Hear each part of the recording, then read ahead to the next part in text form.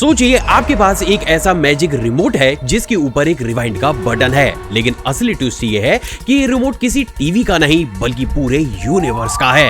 यानी जिस पल आप बटन दबाओगे पूरा यूनिवर्स रिवाइंड में चलेगा, तारे, गैलेक्सीज, टाइम सब कुछ पीछे जाना शुरू हो जाएगा। अब उस कंडीशन में अगर आप इस रिवर्स के बटन को दबाए रखोगे तो हम उस मोमेंट में पहुंच जाएंगे जहां पर ये कंप्लीट यूनिवर्स बनकर तैयार हुआ था, यानी बिग बैंग का पल। लेकिन जिस पल आप यहाँ पर पहुंचोगे यहाँ एक बहुत बड़ी प्रॉब्लम आपका इंतजार कर रही होगी। असल में बिग बैंग के आते ही आपके रिमोट का वो रिवाइंड बटन अचानक से अटक जाएगा और पूरी स्क्रीन काली हो जाएगी। ऐसा इसलिए है क्योंकि बिग बैंग की उस दीवार के पार क्या है यह आज तक कोई नहीं जानता।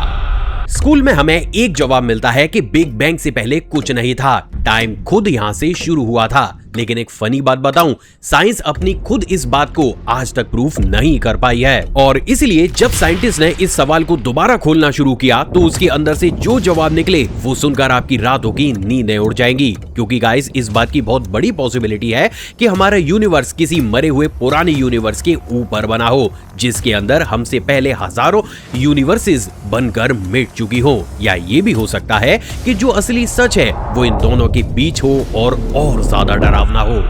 तो हाय गाइस, मैं हूं आकाश और चलिए आज हम वही रिवर्स बटन दबाते हैं और ये देखते हैं कि जहां फिजिक्स की रोशनी खत्म होती है उस अंधेरे में हमें क्या दिखता है। चलिए ये जानते हैं कि आखिर बिग बैंग से पहले क्या था और क्या सच में यूनिवर्स की क्रिएशन बिग बैंग ने करी या किसी और मिस्टीरियस इवेंट ने।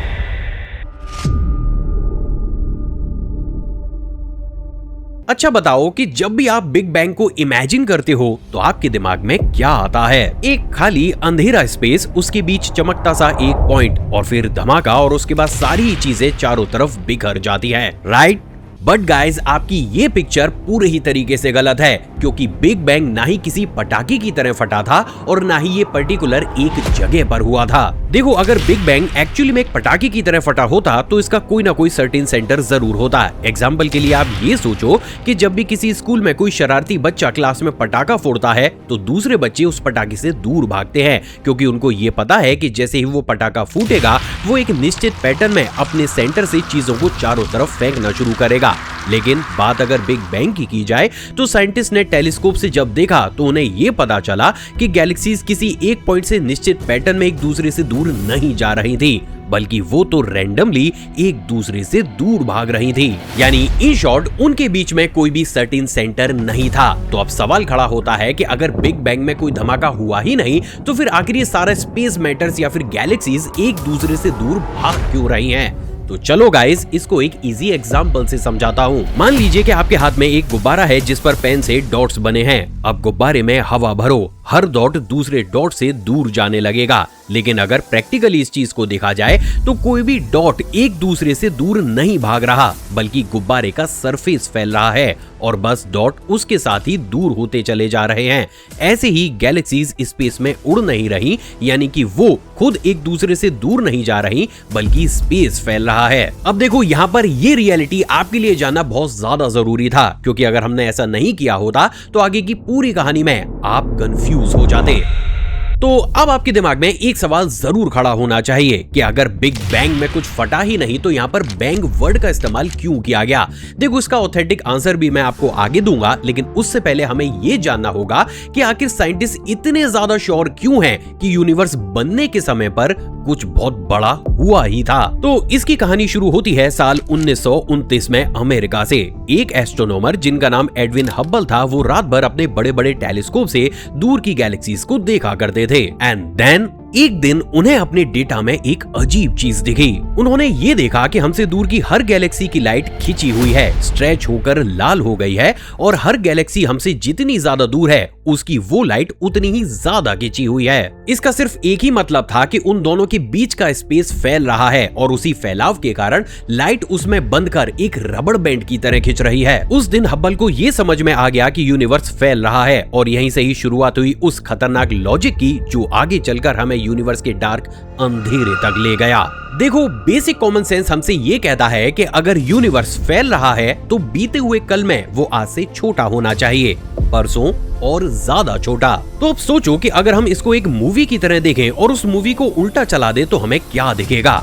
बस यही हम आज करेंगे। तो रिमोट उठाओ, रिवाइंड का बटन दबाओ और टाइम में पीछे जाना शुरू करो। तो देखो, इस कंडीशन में गैलेक्सीज जो अब तक एक दूसरे से दूर भाग रही होंगी, वो पहले तो रुक जाएंगी और अब विपरीत दिशा में पास आने लगेंगी। यानी जो स्पेस मैटर अरबों सालों से एक दूसरे से दूर जा रहा था, वो अब धीरे धीरे पास आने लगता है, जैसे कोई रस्सी से उन्हें वापस खींच रहा हो। अब हम अरबों साल पीछे पहुंच चुके हैं और अब एक एक करके तारे बुझने लगते हैं, क्योंकि रिवाइंड में तारे बनते नहीं बल्कि टूटकर वापस गैस के बादल में बन जाते हैं। आसमान खाली होता जा रहा है और इन्हीं के बीच अब एक अजीब चीज होती है। अब यूनिवर्स जितना ज्यादा छोटा होता हुआ चला जा रहा है, वो उतना ही ज्यादा गर्म हो रहा है। लेकिन सवाल ये है कि ये क्यों हो रहा है? देखो, जब आप साइकिल के पंप से हवा भरते हो तो पंप गर्म हो जाता है, क्योंकि चीजों पर दबाव पड़ने की वजह से गर्मी पैदा होती है। और यहाँ तो पूरा यूनिवर्स ही दब रहा है। गर्मी इतनी बढ़ जाती है कि एटम्स भी टूट जाते हैं और पूरा यूनिवर्स एक चमकते हुए गर्म सूप में बदल जाता है। इतना घना सूप कि लाइट भी उसके अंदर फंस जाती है। और अब यहीं इसी पल पर हमारा रिवाइंड एक दीवार से टकराता है। ये दीवार है आज से 13.8 बिलियन साल पहले के बिग बैंग से लगभग 3,80,000 साल बाद हुआ एक मोमेंट। इस दीवार के पार हमारी आंखें कुछ भी नहीं देख सकती, क्योंकि इससे पुरानी कोई लाइट मौजूद ही नहीं है। इस दीवार का नाम है CMB, यानी कॉस्मिक माइक्रोवेव बैकग्राउंड। अब देखो, भले ही ये नाम काफी ज्यादा मुश्किल हो, लेकिन प्रैक्टिकल ये दीवार है क्या, ये समझना काफी ज्यादा आसान है। सिंपल लैंग्वेज में ये यूनिवर्स की सबसे पुरानी रोशनी है। देखो, जब यूनिवर्स ठंडा हुआ तब पहली बार एटम्स बने और लाइट उस गर्म सूप से आजाद होकर बाहर भागने लगी। वही लाइट आज भी स्पेस में दौड़ रही है और ये कोई कहानी नहीं, बल्कि वो लाइट इस वक्त भी अभी भी हर तरफ से आपके शरीर से टकरा रही है। मतलब बिग बैंग हुआ या फिर नहीं हुआ, इस पर बिलीव करने की जरूरत ही नहीं है, क्योंकि प्रैक्टिकली उसका वो भूत इस समय भी चारों ही तरफ हमारे घूम रहा है। और उसी भूत को पकड़ने के लिए अब यहाँ से ये कहानी और ज्यादा हॉरर होने वाली है। साल 1964 अमेरिका। दो साइंटिस्ट आर्नो पेंजियास और रॉबर्ट विल्सन एक बड़े एंटीना से आसमान की आवाजें सुन रहे थे। ये एंटीना एक बड़े कप के जैसा था जो स्पेस से आने वाले सिग्नल्स को पकड़ता था। लेकिन उनकी इस मशीन के साथ एक अजीब प्रॉब्लम थी। असल में उनके इस एंटीना में हल्की सी हिस साउंड हर समय आती रहती थी। दिन हो या रात, एंटीना को किसी भी डायरेक्शन में घुमाओ, आवाज वहीं से हर तरफ से लगातार आती थी। इन दोनों ने सब कुछ चेक किया, वायर्स बदले, मशीन खोली, पास के शहर के रेडियो कम्युनिकेशन को चेक कर लिया, कोई गलती नहीं निकली। फिर उन्होंने देखा कि एंटीना के अंदर कबूतरों ने घोंसला बना लिया है। उन्हें लगा मिल गई प्रॉब्लम। उन्होंने कबूतर हटाए, उनकी गंदगी तक साफ करी, पर जब मशीन वापस ऑन करी तो वो आवाज ठीक वही थी। अब इस पॉइंट पर जरा उन दोनों की हालत को सोचिए। महीने बीत गए, लेकिन एक अनजानी आवाज जो कहीं से भी नहीं आ रही थी, वो लगातार उनके ईयरफोन्स में सुनाई दे रही थी। तो अब सवाल ये है कि फिर आखिर ये आवाज थी किसकी? देखो, जैसे ही इसका जवाब उन दोनों रिसर्चर्स को मिला, लिटरली उनके पैरों के नीचे की जमीन खिसक गई। क्योंकि गाइस, ये आवाज अर्थ की नहीं बल्कि खुद यूनिवर्स की आवाज थी। वही CMB की रोशनी जो माइक्रोवेव बनकर उनके एंटीना के अंदर घुस रही थी। यानी दोनों रिसर्चर्स महीनों से ये सोच रहे थे कि उनका एंटीना गंदा है, लेकिन असल में वो यूनिवर्स के बचपन की आवाज सुन रहे थे। इस खोज के लिए दोनों को 1978 में नोबेल प्राइज मिला। लेकिन देखो, यहाँ पर एक बात आपके लिए जानना बहुत ज्यादा जरूरी है, क्योंकि मेजॉरिटी लोग यहीं पर ही एक गलती कर बैठते हैं। देखो, इन दोनों साइंटिस्ट ने जो भी आवाज सुनी थी वो एग्जैक्टली बिग बैंग के मोमेंट की नहीं थी, बल्कि ये उससे 3,80,000 साल बाद की थी। क्योंकि जैसे मैंने आपको पहले बताया, उससे पहले तो रोशनी एग्जिस्ट ही नहीं करती थी। इन शॉर्ट, कहने का मतलब ये है कि यूनिवर्स की फोटो एल्बम की पहली फोटो अभी भी मिसिंग है और इसलिए हम हमारे रिवाइंड को यहाँ नहीं रोक सकते। रोशनी हो या फिर ना हो, हम अपनी आंखें बंद करके मैथ्स के सहारे और ज्यादा पीछे जाएंगे। एंड बिलीव मी, अब जो चीज आपके सामने आने वाली है वो और ज्यादा कॉम्प्लिकेटेड है। दीवार के पार यूनिवर्स और ज्यादा गर्म है। अब हम पहुंचते हैं बिग बैंग से सिर्फ कुछ मिनट की दूरी पर। और यहाँ पर चीजें जो आपको दिखने वाली हैं, वो आपकी रातों की नींदें उड़ा देंगी। पूरे यूनिवर्स का हर एक कोना न्यूक्लियर भट्टी का बना हुआ है। हर तरफ छोटे छोटे पार्टिकल्स टकरा रहे हैं और जुड़कर पहली बार हाइड्रोजन और हीलियम बना रहे हैं। यही दोनों चीजें आगे चलकर न सिर्फ तारे बनाएंगी, बल्कि ये हमारे शरीर की एक महत्वपूर्ण चीज को भी बनाएंगी। देखो, आपके शरीर में जो पानी है, उस पानी के अंदर हाइड्रोजन है। ये वही हाइड्रोजन है जो बिग बैंग के इन्हीं पहले कुछ मिनट्स में बना था। मतलब आप भी यूनिवर्स से अलग नहीं हो। आपके अंदर भी यूनिवर्स के वो आग का टुकड़ा है जो आज से लगभग 13.8 बिलियन साल पहले जला था। लेकिन हम यहाँ पर भी नहीं रुकेंगे। अब हमारा रिवाइंड और पीछे जाता है पहले सेकंड के अंदर। अब तो हाइड्रोजन भी टूट चुका है, बस पार्टिकल्स का उबलता समुद्र है। यहाँ तक साइंटिस्ट कॉन्फिडेंट है क्योंकि ऐसी गर्मी और इस रिएक्शन को हम खुद हमारी सन लैब में मौजूद एक मशीन के अंदर बनाकर देख चुके हैं। पर अब हम उस पॉइंट की तरफ जाने वाले हैं जहाँ से पूरी ही कहानी पलट जाती है, क्योंकि अब यूनिवर्स नहीं टूटेगा, अब हमारे फिजिक्स के लॉ टूटेंगे। देखो, हमारी ये पूरी साइंस 2 रूल बुक्स पर चलती है। पहली बुक है आइंस्टीन की जनरल रिलेटिविटी। ये बड़ी चीजों के रूल्स बताती है, जैसे तारे, गैलेक्सीज के रूल। दूसरी बुक है क्वांटम मैकेनिज्म और ये सबसे छोटी चीजों के रूल बताती है, जैसे एटम्स और पार्टिकल। दोनों बुक्स अपनी अपनी दुनिया में परफेक्ट हैं, लेकिन अब रिवाइंड में हमारा यूनिवर्स इतना छोटा हो गया है कि वो एक एटम के जैसा है। लेकिन बात अगर उसके वजन की जाए तो उसका वजन लाखों करोड़ों टन है। यानी साइज के हिसाब से अब क्वांटम मैकेनिज्म काम करेगा, लेकिन वजन के हिसाब से हमें आइंस्टीन की जनरल रिलेटिविटी की जरूरत है। यानी कि अब इस पॉइंट के आगे अगर हमें हमारे यूनिवर्स को समझना है, तो अब हमें इन दोनों ही बुक्स को खोलकर इन्हें दोनों को साथ लेकर आगे बढ़ना होगा। और गाइस, जैसे ही साइंटिस्ट ने ये काम करना शुरू किया, यहीं एक बहुत बड़ी प्रॉब्लम खड़ी हो गई। देखो, जैसे ही हमने इन दोनों बुक्स को खोलकर आगे बढ़ना चाहा, इन दोनों ही बुक्स के रूल्स आपस में लड़ने लगे। एक बुक कुछ कहती है तो दूसरी कुछ और, दोनों का जवाब मैच नहीं होता। ये एक ऐसा केस है जैसे 2 टीचर्स एक ही सवाल के 2 आंसर दे रहे हो और दोनों कह रहे हो कि मैं सही हूँ। तो अब इस पॉइंट पर हमें आगे बढ़ने के लिए अब एक तीसरी ही बुक की जरूरत होगी, जिसका नाम होना चाहिए क्वांटम ग्रेविटी। लेकिन एक सरप्राइजिंग बात बताऊं, इस नाम की कोई भी बुक आज तक हमारे किसी साइंटिस्ट ने नहीं लिखी। क्योंकि देखो, इस बुक को लिखने के लिए हमें उन दोनों ही बुक्स के सभी कॉन्सेप्ट और थ्योरीज को एक साथ एक ही डायरेक्शन में आगे ले जाना होगा, जो करना इम्पॉसिबल है, क्योंकि इस पॉइंट पर आकर ये दोनों ही बुक्स एक ही चीज की 2 अलग अलग जवाब देने लगती हैं और खुद को सही समझती हैं। तो फाइनली अब हम बिना बुक्स के यूनिवर्स के उस पॉइंट पर पहुंच चुके हैं जहां पर अब हमारी इक्वेशन ही जवाब देना बंद कर चुकी है और अब हमारी स्क्रीन पर लिख के आता है एक ही चीज, एरर। और इस एरर को हमने नाम दे रखा है सिंगुलैरिटी। जी हाँ, वही सिंगुलैरिटी जिसके बारे में आपने अपने स्कूल में पढ़ा होगा। लेकिन अब यहाँ पर मैं आपको एक जबरदस्त चीज बताता हूँ। देखो, आइंस्टीन की इक्वेशन को अगर हम जबरदस्ती और पीछे खींचना शुरू करते हैं, तो उनकी हर एक इक्वेशन एक पॉइंट पर आकर हर एक चीज को इनफाइनाइट प्रूफ करती है। यानी इनफाइनाइट डेंसिटी, इनफाइनाइट गर्मी, इनफाइनाइट ठंड, ये उनकी इक्वेशन का एक ऐसा पॉइंट है जहां हर चीज अनंत है। सुनने में काफी डरावना लग रहा है ना? पर रुकिए, यही हमारी सबसे बड़ी गलतफहमी है। देखो, फिजिक्स में अगर कोई इक्वेशन इन्फिनिटी बोलने लगे तो इसका मतलब ये नहीं है कि सच में वो इन्फिनिटी है। इसका मतलब है कि इक्वेशन अपनी लिमिट से बाहर चली गई है। इसे ऐसे समझिए कि अभी आप अपने फोन को ओपन कीजिए, उसमें गूगल मैप खोलिए और किसी एक जगह पर जूम कीजिए। अब और जूम करो और जूम करो और जूम करो। अब एक पॉइंट के बाद फोटो टूट जाएगी और धब्बे दिखने लगेंगे। तो क्या इस पॉइंट पर इसका ये मतलब हुआ कि जमीन धब्बों से बनी हुई है?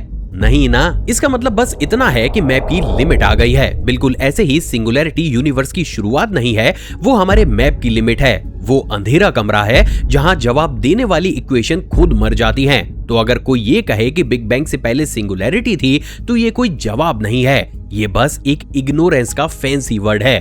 पर घबराओ मत, साइंटिस्ट के पास एक ऐसा आइडिया भी है जो उस गर्म यूनिवर्स के ठीक पहले क्या हुआ था ये हमें बता सकता है। और बिलीव मी, उस आइडिया को सुनकर आपका पूरा दिमाग घूम जाएगा, क्योंकि अब आपको ये पता चलेगा कि बिग बैंग में जो ये बैंग वर्ड का इस्तेमाल किया गया है, ये प्रैक्टिकली क्यों हुआ है।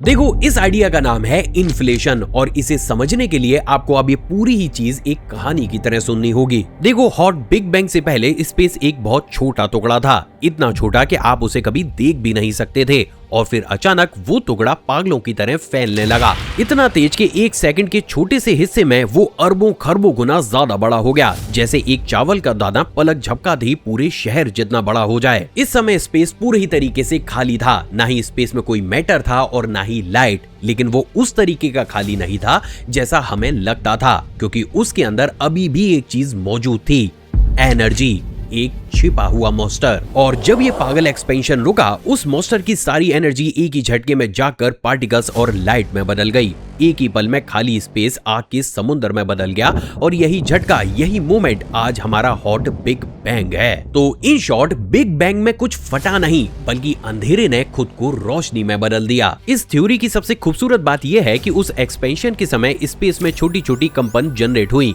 यानी नेचर की सबसे नन्ही हरकतें। एक्सपेंशन ने उन कंपनों को खींचकर जायंट बना दिया और आगे चलकर वही जायंट निशान गैलेक्सीज के बीज बने। मतलब शायद हमारी मिल्की वे उसी एक छोटे से कंपन की शायद एक बड़ी परछाई है। लेकिन यहाँ पर यह बात ध्यान रखिएगा कि ये कंप्लीट सिर्फ लीडिंग थ्योरीज है, इसका कोई भी प्रूवन फैक्ट मौजूद नहीं है। और देखो, ऐसा इसलिए है क्योंकि अगर ये मान लिया जाए कि इन्फ्लेशन ने ही बिग बैंग को जन्म दिया, तो फिर सवाल ये है कि इन्फ्लेशन को किसने शुरू किया और उससे पहले क्या था। और यहीं आकर साइंटिस्ट के जवाब टूटकर बिखर जाते हैं 5 अलग अलग दरवाजों में। तो चलिए अब पहला दरवाजा खोलते हैं। इसे खोलते ही अंदर से आवाज आती है कि यहाँ पर पहले नाम की कोई चीज नहीं थी। कंफ्यूज हो गए? चलो एक एग्जाम्पल से समझाता हूँ। मान के चलिए आप नॉर्थ पोल के सबसे ऊपरी वाले हिस्से पर खड़े हुए हैं। अब आपसे कोई ये पूछे कि इसके नॉर्थ में और क्या है, तो आप जवाब दोगे कुछ भी नहीं, क्योंकि नॉर्थ पोल के आगे नॉर्थ होता ही नहीं। यानी सवाल गलत नहीं है, बस यहाँ पर पहुंचकर उसका जवाब ही खत्म हो जाता है। स्टीफन हॉकिंस का भी बिल्कुल यही आइडिया था। शायद टाइम यूनिवर्स के बाहर की कोई घड़ी नहीं, बल्कि टाइम यूनिवर्स का ही हिस्सा है और यूनिवर्स के साथ ही पैदा हुआ है। तो बिग बैंग से पहले क्या था, ये पूछना ठीक वैसा ही है जैसे नॉर्थ पोल के नॉर्थ में और क्या है ये पूछना। तो इस दरवाजे का मतलब ये है कि बिग बैंग से पहले शब्द ही नहीं था, मींस उससे पहले कुछ हो ही नहीं सकता। अब दूसरा दरवाजा खोलो। इसके अंदर एक लाश मिली है, एक पूरे यूनिवर्स की लाश। इस थ्योरी का नाम है बिग बाउंस। ये हमसे ये कहती है कि हमसे पहले भी एक और यूनिवर्स था, पर वो फैल नहीं रहा था, वो सिकुड़ रहा था। उसकी गैलेक्सीज पास आ रही थी और सब कुछ एक दूसरे में गिर रहा था, जैसे पूरा यूनिवर्स अपने मौत की तरफ भाग रहा हो। पर जब वो पूरी तरीके से कुचलने वाला था, क्वांटम फिजिक्स ने उसे रोक दिया। जैसे एक गेंद जमीन पर गिरकर वापस ऊपर उछलती है, वैसे ही वो मरा हुआ यूनिवर्स दोबारा उछल गया। यानी कि वो सिकुड़ना रुककर दोबारा से फैलने में बदल गया, और यही बिग बैंग है। इसका मतलब समझे? देखो, इसका मतलब ये हुआ कि हमारी यूनिवर्स का जन्म ही किसी दूसरी यूनिवर्स के मौत के अगले सेकंड हुआ था, और हमारी वो यूनिवर्स उस मरी हुई यूनिवर्स की अगली सांस है। तो अब सवाल ये है कि अगर वास्तव में ऐसा हुआ था, तो क्या उस पुरानी यूनिवर्स के कोई भी निशान आज की हमारी इस यूनिवर्स के अंदर कहीं पर भी दफन हो सकते हैं? देखो, यही चीज उस तीसरे दरवाजे को खोलती है, और ये आइडिया वो और ज्यादा बड़ा कर देता है। क्या हो कि अगर ये उछाल एक बार नहीं बल्कि बार बार होता हो, यानी यूनिवर्स बार बार पैदा होती हो, फैलती हो, सिकुड़ती हो, मरती हो, फिर उछलती हो और फिर नई यूनिवर्स में बदल जाती हो, यानी मौत, फिर नई यूनिवर्स, फिर मौत, और हमेशा के लिए ये एक क्रम में चलता रहे। Nobel prize winner Roger Penrose का आइडिया तो यहाँ तक जाता है कि हमारे यूनिवर्स का ठंडा खाली एंड ही अगले यूनिवर्स का बिग बैंग बन जाएगा। यानी हमारी ये यूनिवर्स अंधेरी रात की पहली सुबह नहीं है, बल्कि ये तो एक अनंत सुबहों में से सिर्फ एक सुबह है। और एक समय ऐसा भी आएगा जब हमारी ये यूनिवर्स सुकड़कर खत्म हो जाएगी और हमसे अगली नई यूनिवर्स बनेगी। पेनरोज ने तो ये भी दावा किया था कि पुराने यूनिवर्स के निशान CMB में आज भी देखे जा सकते हैं, पर बाकी के साइंटिस्ट ने इस दावे को एक्सेप्ट नहीं किया और रिसर्च वहीं रुक गई। अब जरा चौथा दरवाजा खोलिए, और ये दरवाजा खोलते ही आपके हाथ कांप जाएंगे, क्योंकि कुछ इन्फ्लेशन मॉडल्स ये कहते हैं कि वो पागल एक्सपेंशन हर जगह एक साथ नहीं हुआ था। हमारे हिस्से में वो जाकर रुक गया और बिग बैंग हुआ,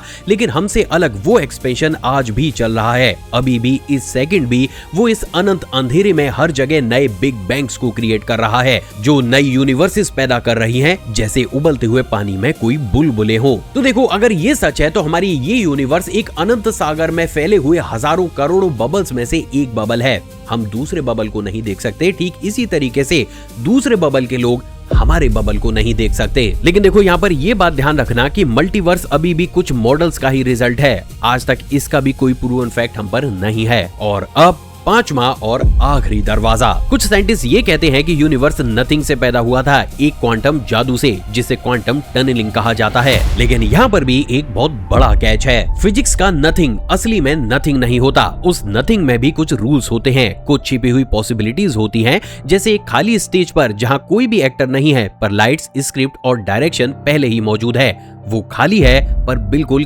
खाली नहीं। तो कल को अगर साइंस ने ये प्रूफ कर दिया कि ये यूनिवर्स नथिंगनेस से बना है, तो ये बात समझ जाओ कि वो खालीपन या नथिंगनेस एक्चुअली में खालीपन नहीं है, बल्कि वो एक अधूरा सच है। तो अब आखिरी सवाल कि फिर इन 5 दरवाजों में से कौन सा सही है? क्या ये हम कभी जान भी पाएंगे? देखो, यहाँ पर बस हमारी एक ही उम्मीद है कि काश हमारे इस यूनिवर्स को सब कुछ याद हो। सोचो, ये ठीक ऐसा ही है कि जब कोई कमरे में भागता है तो उसके पैरों के निशान पीछे छूट जाते हैं। वैसे ही अगर बिग बैंग से पहले कुछ भी था, इन्फ्लेशन, बाउंस या फिर कुछ और भी, तो उसने CMB में अपने फिंगरप्रिंट्स जरूर छोड़े होंगे।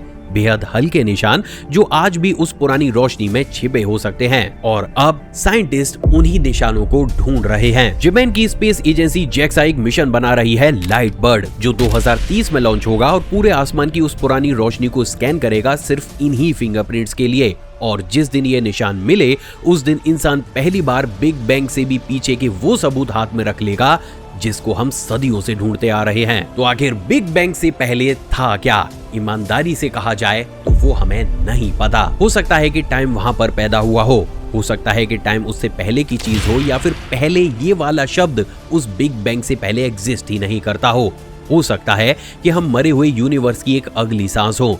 ये भी हो सकता है कि हम अनंत समुद्र में तैरता हुआ एक अकेला बुलबुला हो, या करोड़ों बुलबुले में से एक। हमें आज की डेट में कुछ भी नहीं पता, लेकिन इसका मतलब ये नहीं है कि साइंस हार गई है। हमारे पास 13.8 बिलियन साल पुरानी कहानी का सबूत है। बस पहला पेज गायब है, और शायद वो पहला पेज अभी भी नहीं चला है।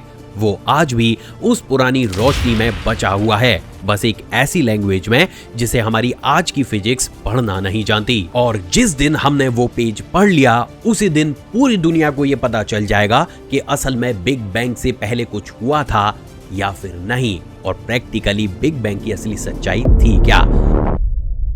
आई होप गाइज आज की एक कंप्लीट वीडियो आपको पसंद आई होगी। अगर आपको मेरी और मेरी टीम की पूरी मेहनत पसंद आई हो तो हर एक वीडियो की तरह इसे लाइक जरूर कीजिएगा। अपने फ्रेंड्स एंड फैमिली के साथ इस वीडियो को ज्यादा से ज्यादा शेयर कीजिएगा, और कमेंट सेक्शन में कमेंट ये जरूर कीजिएगा कि आपको क्या लगता है कि भाई बिग बैंग से पहले क्या हुआ होगा। क्या वास्तव में हमें किसी एलियन सिविलाइजेशन ने बनाया है, या जो हम अभी तक पढ़ते आ रहे हैं वही सच है? जो कुछ भी लगता है नीचे कमेंट सेक्शन में कमेंट जरूर कीजिएगा। चैनल पर नए हैं और इन्हीं तरीके की और वीडियोस देखना पसंद करते हैं तो चैनल को सब्सक्राइब कर उस बेल आइकन को प्रेस जरूर कीजिएगा। इसके साथ ही मैं रिकमेंड करूंगा कि ये जो वीडियो अभी आपको आपकी स्क्रीन पर दिख रही है इसे एक बार चेकआउट जरूर कीजिएगा, क्योंकि ये भी इंटरेस्टिंग है। मिलते हैं एक और एपिसोड में, जब तक खुश रहिए और दूसरों को भी खुश रखिए।